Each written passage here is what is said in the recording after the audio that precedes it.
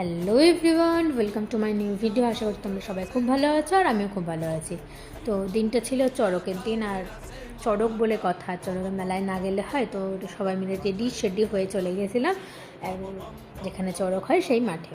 তো গিয়েই দেখি প্রথমে এখানে চড়ক ঘোরা শুরু হয়ে গেছে, আর তারপর এখানে যেখানে চড়ক ঘুরছে সেখানেই ভিড় ছিল, আর এই সাইডে তো একটু ভিড়টা কম ছিল বলে আমরা একটু দূরের থেকেই দেখছিলাম।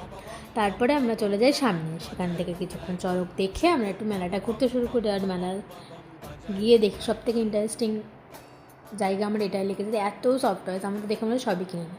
তারপরে মামি ভাই চলে এসেছিলো, আর ভাইয়ের জন্য একটা বন্দুকও নিয়ে নিলাম।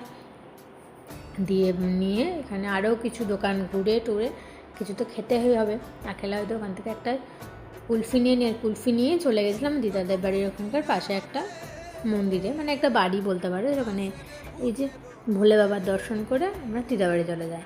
আর গাইস, দিদাবাড়ি গিয়ে প্রত্যেক দিন এই যে ভাইয়ের বাইকটা দেখছো, আমি বলি যে চাবি তোর বাইক আমি চালিয়ে নিয়ে যাবো।